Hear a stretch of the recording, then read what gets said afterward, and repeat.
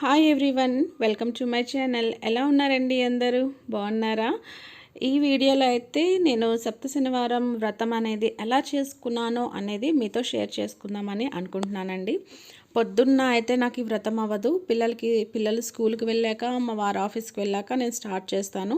So ఇలాంటి వ్రతాలు కొంచెం లేట్గానే, పూజలు అనేవి లేట్గానే స్టార్ట్ చేస్తానండి. అండ్ లేట్గానే అవుతూ ఉంటుంది. సో ఫస్ట్ ఆఫ్ ఆల్ అయితే నేను వీళ్ళందరూ బయటకు వెళ్ళాక ఇల్లు కొంచెం క్లీన్ చేసుకొని, దేవుడి సామాన్లు అన్నీ సర్ది పెట్టుకొని, ఫస్ట్ అంటే రెగ్యులర్గా మనం దీపం పెట్టుకుంటాం కదండి పైన, అక్కడ దీపం పెట్టేసుకొని తులసి కోట దగ్గర అయితే దీపం పెట్టేసుకున్నాను. నేను ఆ పైన నుంచి ఆ వెంకన్న స్వామి ఫోటోనైతే తీయలేదండి. ఎందుకంటే నా దగ్గర ఆల్రెడీ వెంకన్న స్వామిది, లక్ష్మీదేవిది విగ్రహాలు ఉన్నాయి. సో వాటికే పూజ చేసుకుందాము అనేసి పైనుంచి ఇంకేమీ కదిపించలేదు. ఏమి తీసినా సరే నెక్స్ట్ డే నాకు అవి మళ్ళీ సర్ది పెట్టుకోవడానికి టైం కుదరట్లేదు. అండ్ కొంచెం ఓపిక కూడా ఉండట్లేదండి. సో గందరగోళంగా అయిపోతుంది. ముందుది వెనక, వెనక ముందుది అయిపోతుంది. సో ఎందుకులే పైదాన్ని డిస్టర్బ్ చేయడం అనేసి పైన అట్లానే దేవుడికి దీపం పెట్టేశాను. అండ్ బయటకు వచ్చాక ఇలా దీపం పెట్టుకున్నాను. అండ్ నా దగ్గర జమ్మి చెట్టు కూడా ఉందండి, మొక్క వేసుకున్నాను లాస్ట్ ఇయర్. సో దాన్ని తులసి కోటకి రెండిట్లకైతే ఇలా దీపం పెట్టేసుకున్నాను. దీని నెక్స్ట్ ఇంకా పూజకు కావాల్సినవన్నీ నేను ఇంకా ఇవి అన్నీ స్టార్ట్ చేసుకుంటున్నాను. అన్నీ సర్ది పెట్టుకుంటున్నాను. ఈ ఫ్లవర్స్, తులసి కోట ఇవన్నీను. పూజని సింపుల్గా అనుకుంటాం కానీ ఎన్నిసార్లు దేవుడి గదిలో నుంచి కిచెన్లోకి తిరుగుతానో నాకే తెలియదండి. అప్పటికే కాళ్ళ నొప్పులు వచ్చేస్తాయి అసలు నాకు. కూర్చోవడం, వంగోవడం, పెట్టడం, మళ్ళీ లేచి మళ్ళీ కిచెన్లోకి రావడం, మళ్ళీ దేవుడి గదిలో మళ్ళీ అవన్నీ పెట్టడం, చాలా పెద్ద ప్రాసెస్ అవుతూ ఉంటుందండి. ఇలా అయితే నేను 7 సప్త శనివారాల వ్రతం కదా, 7 ప్రమిదలు అయితే చేసుకున్నాను వరిపిండితో. ఇది అందరికీ తెలిసిందే. అందుకే ఇంకా వీడియో లెంత్ అనేది పెరుగుతుంది, మీకు బోర్ అనిపిస్తుందని నేను ఇది ఎలా చేయాలనేది మీకు చూపేయలేదు. పిండి దీపాలంటే ఈ రోజుల్లో అందరికీ తెలుసు. అండ్ దాంతోపాటు ప్రసాదం కూడా చేసుకున్నానండి. నువ్వులు ప్లస్ బెల్లంతో మిక్సీ వేసేస్తాను. అవి లడ్డూస్లా చుట్టేస్తాను. 7 అయితే చేసుకొని పెట్టుకుంటానండి. నార్మల్గా ఈసారి అయితే నేను నువ్వులు కొన్నాను. మా అత్తయ్య వాళ్ళైతే పంపిస్తారండి.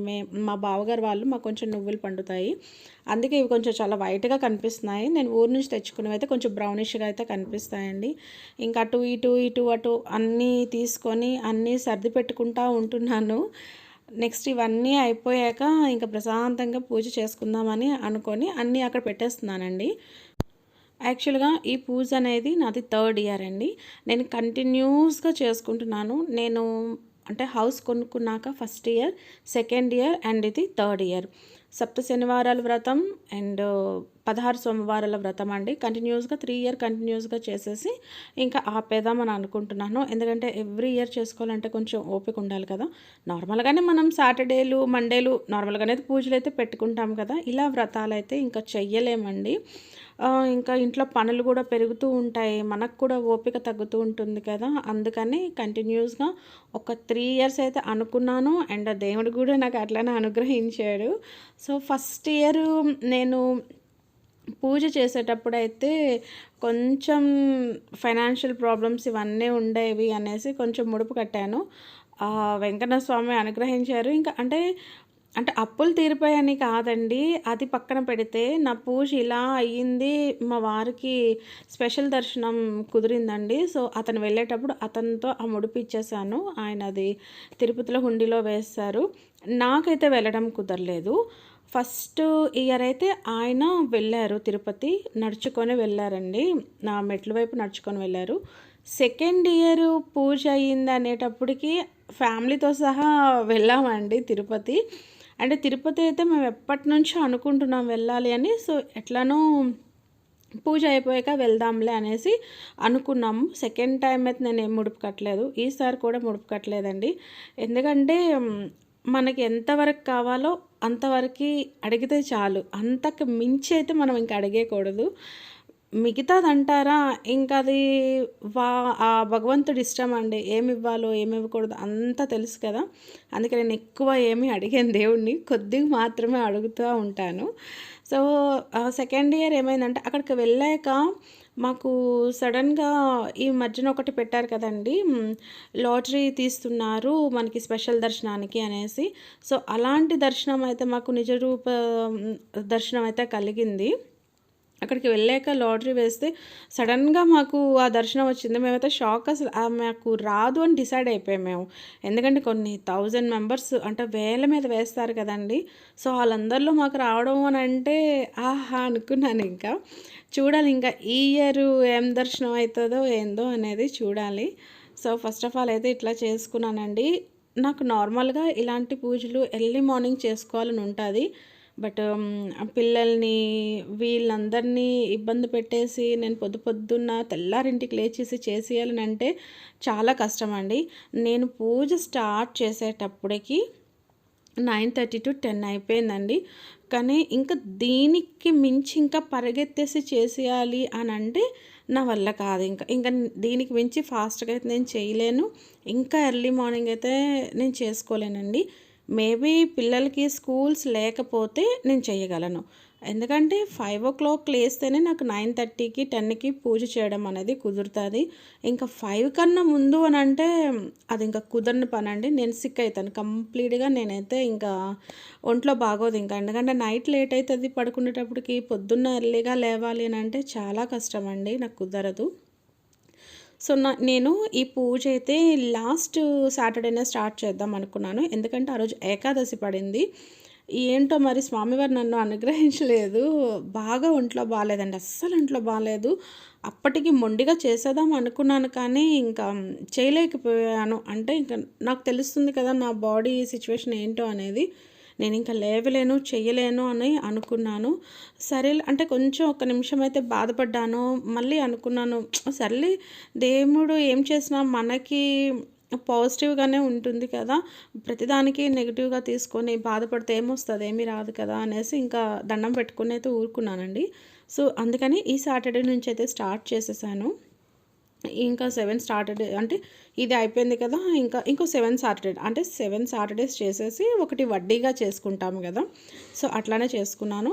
ఫస్ట్ అయితే నేను ఇలా గణపతికి సోడపచార పూజతో చేసి కొంచెం కదిపించేస్తానండి. దాని తర్వాత బయట తులసి కోట దగ్గర షమ్మి చెట్టు ఉంటుంది. జమ్మి చెట్టు ఉంది గదా! అక్కడ నేను దీపం పెట్టేసుకుంటానండి. నా దగ్గర చెట్టు ఉంది గనక జమ్మి చెట్టుకి పెట్టుకున్నాను. జమ్మి చెట్టు అనంటే శనిదేవుడిది అనేది మనందరికీ తెలిసిన విషయమే అది. సో, నేను అక్కడ దీపం పెట్టుకున్నాను. లాస్ట్ 2 ఇయర్స్ గూడా నా దగ్గర జమ్మి చెట్టు లేదు. సో, అట్లాంటప్పుడు ఏం చేశానంటే, ఒక ప్లేట్ తీసుకొని, ఆ ప్లేట్ నిండుగా కొంచెం ఫ్లవర్స్ పెట్టేసి, దాంట్లో దీపం పెట్టేసి, ఒక నువ్వులతో లడ్డూ చేస్తాం కదా! అది పెట్టేసి, అది శనిదేవుడికిలాగా సమర్పించేదానండి. పక్కన దీపం పెట్టుకుండేదాన్ని. శనిదేవుడికి అని చెప్పేసి పెట్టేసేదాన్ని. అండ్ శనిదేవుడిది స్తోత్రం ఉంటాయి కదా! శ్లోకాలు ఉంటాయి కదా! ఆ శ్లోకాలనేది చదివేసిన తర్వాత వెంకన్న స్వామిది పూజ అనేది స్టార్ట్ చేసేదాన్నండి. ఫస్ట్ శనిదేవుడికి చేశాకే చేసుకోవాలి. నేను చాలా వీడియోస్‌లో చూస్తున్నాను. సప్త శనివారాల వ్రతం ఎలా చేయాలో అనేది చాలా బాగా ఎక్స్‌ప్లెయిన్ చేసి చెప్తున్నారు. శనిదేవుడి గురించి కూడా చెప్తున్నాడు. కానీ శనిదేవుడిని ఎక్కడా కూడా నాకు చూపియట్లే. అంటే ఇలా పెట్టాం, అలా పెట్టామని చూపియట్లేదు. నాకు వాళ్ళ గురించయితే తెలీదు. నా గురించి నేను చెప్తున్నాను. ముందైతే నేను అలానే ఒక ప్లేట్‌లో స్పెసిఫిక్‌గా ఇది శనిదేవుడికి అనేసి అట్లా పెట్టి, ఆయనకి సమర్పించి దండం పెట్టుకున్నాకే నేను వెంకన్న స్వామి పూజ చేసుకునేదాన్ని. ఇప్పుడైతే మా ఇంట్లో జమ్మి చెట్టు ఉంది గనక తులసి కోటకి ఎట్లానో జ్యోతి పెడతాను, దీపం పెడతాను గనక 2 అదే తులసి కోట ప్లస్ జమ్మి చెట్టుకి ఒకే దగ్గర పెట్టేసి ఇంక నేను దీపం అలా పెట్టేస్తానండి. అది పెట్టేసి లోనకొచ్చాక మిగతా పూజ అనేది నేను స్టార్ట్ చేస్తాను. సో, ఈ విధంగా అయితే నా పూజ వన్ బై వన్ అవుతా ఉంది. అండ్ ఇంకోటేమైందంటే చిన్నది ఇబ్బంది అనిపించిందండి మధ్యలో. పూజ స్టార్ట్ చేసిన యాక్చువల్‌గా సాటర్‌డే కదా! మా అబ్బాయికైతే స్కూల్ ఉంటుంది గానీ, మా అమ్మాయికైతే స్కూల్ లేదు. బట్ ఆ రోజు ఔటింగ్ కానీ స్కూల్ వాళ్ళు చార్మినార్ పట్టుకొని వెళ్లారు. ఎర్లీ మార్నింగ్ అండి. అంటే 7-9:30 అంతే. 10కి మా అమ్మాయి రిటర్న్ అవుతుంది. వర్షం ఇంకా. తనకి ఫోన్ చేస్తే ఇంకా నేను కూకట్పల్లిలో ఉన్నానమ్మా అంది. ఓకేలే ఇంకా వర్షం తగ్గింది. తను వచ్చేస్తదిలే అనుకున్నాను. బట్ తను ఇంకా దిగింది. నేను ఇంటికి వస్తున్నానమ్మా అన్నది. ఓకే అన్నాను. పెద్ద వర్షం అండి. తను అంబ్రెల్లా కూడా పట్టుకొని వెళ్ళలేదు. నాకైతే అర్థం కాలేదు. ఇటు పూజ వదలాలా, పూజ మధ్యలో లేవాలా, అటు మా అమ్మాయి కోసం వెళ్ళాలా అని. ఇంకా పిల్లలే కదండి, ఇప్పుడు అంత పెద్ద వర్షంలో తను ఎలా వస్తుంది తడుచుకొని, ఎక్కడ స్టే చేస్తుంది? అది గంట 2 గంటలు పడుతుంటుంది కొన్నిసార్లు. అంత టైం ఎక్కడైనా ఉండడం కూడా కష్టం కదండి. ఒక్కరితో ఎక్కడ ఉంటుందని ఇంకా అంతా ఇంకా దేవుడి మీదే భారం వేసేసి ఇంకేమీ చేయలేని పరిస్థితి అని దండం పెట్టుకొని లేచాను. మళ్ళీ వచ్చి కాళ్ళు చేతులు కడుక్కొని మళ్ళీ పూజ కంటిన్యూ చేద్దామని నేను లేచి డోర్ వేసి లాక్ వేసి బయటికి వెళ్ళేటప్పటికి తనే వచ్చేసింది. ఇంకా ఎందుకమ్మో తడిచిపోయి వచ్చా, నేను అంబ్రెల్లా తెస్తున్నాను కదా అంటే, లేదమ్మా ఇంటి దగ్గరగానే వచ్చేసాను, ఇంకా కొద్దిగానే తడుస్తాను కదా, ఇంకా 2 నిమిషాలు వచ్చేస్తాను అనేసి ఇంక వచ్చేసానమ్మా, నేనేం తడవలేదు అన్నది. సరేలే ఇంకా మధ్యలో లేచాను అని అనుకున్నాను. కానీ పిల్లలను కూడా చూసుకోవాలి కదండీ. ఇంకా మనం గాలిలో దీపం పెట్టి దేవుడా చూడండి అని అంటే కష్టం అండి. పిల్లల్ని చూసుకోవాలి, దేవుణ్ణి చూసుకోవాలి అని ఇంక నేనైతే ఇంకా లేచాను. మళ్ళీ ఇంకొంచెం క్షమాపణ అడిగేసి మళ్ళీ కూర్చున్నాను. నేనైతే ఈ పూజలన్నీ నందూరి గారిని చూసి నేర్చుకున్నానండి. ఆయన వల్లనే నేను సప్త శనివారాల వ్రతం, 16 సోమవారాల వ్రతం, దత్తాత్రేయ స్వామి పారాయణం, సాయిబాబా పారాయణం, నవరాత్రులు చాలా వరకు నేను ఆయన చూసే నేర్చుకున్నాను. నాకు తెలియదా అని మీరు అనుకోవచ్చు. నాకు నిజంగానే కొన్ని పూజలు గురించి పెద్దగా తెలియదండి. మా డాడీ ఆర్మీ. సో నేను 10th ఇంటర్ వరకు నాది వేరే స్టేట్స్లోనే, నార్త్ ఇండియాలోనే అయిపోయింది. మేము శ్రీకాకుళం వచ్చాక మా మమ్మీ చేసే పూజలు ఏంటి అంటే వరలక్ష్మి వ్రతం, వినాయక చవితి, ఇలా పండగలు. స్పెసిఫిక్గా పూజలు ఏం చేసేవారు కాదు, పండగలే. లాస్ట్ 5 ఇయర్స్ నుంచే కదండి పూజలన్నీ ఎక్కువయ్యాయి. ఇవన్నీ అయితే మా మమ్మీకి ఏమీ తెలియవండి. కొంతమంది అయితే వాళ్ళు చేసేవారు కరెక్టే, మేము అలా ఏమీ చేసేవాళ్ళం కాదు. బట్ ఎప్పుడైతే నేను నందూరి గారి వీడియోస్ చూడడం స్టార్ట్ చేశానో అప్పటి నుంచి నేను పూజలు అనేవి అయితే స్టార్ట్ చేశానండి.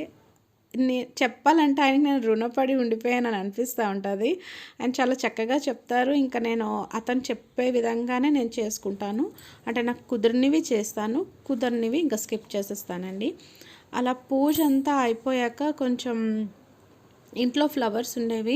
ఓకే, కొంచెం ఇల్లంతా ఇట్లా డెకరేట్ చేసి పెట్టుకుంటే కొంచెం పాజిటివ్ వైబ్స్ అండ్ ప్రశాంతంగా కొంచెం ప్లెజెంట్గా ఉంటుంది కదా అని ఇంక ఇలా హాల్లో, కిచెన్లో ఇట్లా కొద్దిగా డెకరేట్ చేసి అయితే పెట్టుకున్నానండి.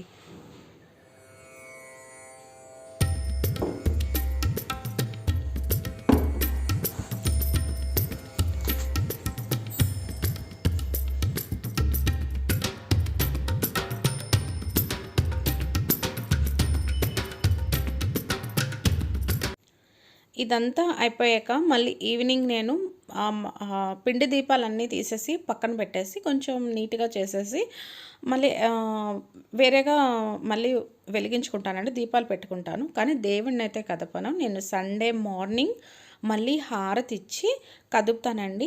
ఈవినింగ్ అయితే ఈ మాత్రమే పూజ చేసుకొని గోవిందనామాలు, కొన్ని స్తోత్రాలు, కొన్ని పాటలు లాంటివి ఉంటాయి కదా, ఒక హాఫ్ అన్ అవర్ 40 మినిట్స్లో కూర్చొని పూజ అయితే చేసుకుంటాను.